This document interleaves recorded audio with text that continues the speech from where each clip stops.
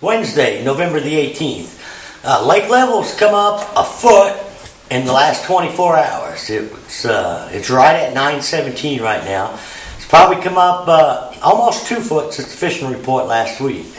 Now, I'm not going to be able to give you a first-hand fishing report this week. I've been down in Louisiana catching redfish, or having my wife show me how to catch them. But we just got back last night, and I got to looking in the boat, and everything that I talked about in my fishing report from the previous week still laying on the deck. So, but we've had a bunch of rain. Like I say, with the lakes come up a foot. Water temperature should be down around 60 degrees. It was 63, 64 degrees right before I left. And with all that rain we've had, and it was a cool rain, it should have cooled things down. Now, what I would do if I'm going out, you've got to check the backs of the creeks. There's going to be some water up in the bushes. I don't know how high it's going to come. I just looked. They haven't started dumping any water yet, so they may let it come up a little bit. But even at the lake level that it is right now, there's going to be plenty of places on the lake that got some willows and some buckbrush in the water. Now, there was a pretty good squarebill bite and spinnerbait bite up into James before I left. That may get even better as long as it doesn't get too muddy. But if you're fishing in the mid-lake or down in the dam area, I would go to the backs of the creeks because the bait was starting to migrate back there. Now, with all this water coming in, it'll actually get that bait feeding a little bit, and it should get some fish back in there feeding as well. And what I would try to do is, basically, I would just go out and try to cover a lot of water, and I'd probably have 3 or 4 things tied on. I would definitely have a spinnerbait, and I'd have a War Eagle, either a 3/8 ounce or a 1/2 ounce. Not a Screaming Eagle. A lot of times I use the Screaming Eagle, which is a 1/2 ounce with 1/4 ounce blades. I normally use that out on the main lake around cedar trees when the fish are feeding on, real little bait.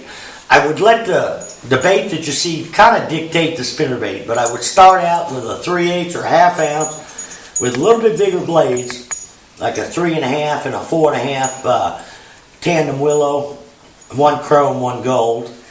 And this is it's kind of a sharp, it's a purple shad with a few strands of chartreuse in it. Another real good one is a blue heron, and this is just a straight purple shad. But like I say, I would go back into the creeks and start working my way out from there. I would have a jig tied on, either a 3/8 or 1/2 ounce jig, depending on the watercolor. If it's pretty dirty, I'd go with a black and blue jig, and I'd swim it around any kind of wood that you see, and maybe even a sweet beaver, Texas rig with a 5/16 or even a 3/8 ounce weight, and a crankbait. If you go all the way to the backs and you don't see any action, just start working your way back out to the secondary points or the last channel swings in the creeks.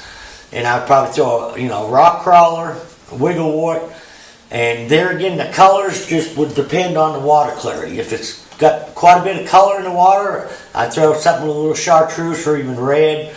If the water's fairly clear, I'd do more of a crawdad pattern. And I would pretty much do that out to the main lake, and I try to stay shallow until I got a shallow bite figured out, or I figured out that they're not biting shallow. But they were biting pretty good for me before the lake came up and before I went on vacation. A lot of the ones I was catching was out there deep, and I seem to be doing best in the mid-James and up towards Baxter and Campbell Point on the long gravel flats. I was catching them on a drop shot and a white jigging spoon. And then the fish were anywhere from 35 to 45 feet deep. Now, a lot of them Kentuckys probably shouldn't have moved. There'll still be a deep bite out there, but I think with the water coming up, maybe the water clarity changing, the temperature going down, there should be a better largemouth and smallmouth bite up shallow if a person can find it. A lot of times the dam, from Kimberling to the dam, or actually from about Baxter to Kimberling to the dam area, is where the best smallmouth and largemouth bite will occur when we have these conditions. Because we've got a little bit more stained water coming in where normally it's clear. So, that's the area that I would try and key on. I know I got the guys from the Steel City Bassmasters coming in for their year-end tournament. I wish I had some better information for you guys, but until I get out there, and figure it out myself. Anything I'd be telling you right now would be secondhand, but I would definitely go out, try to fish shallow, cover a lot of water.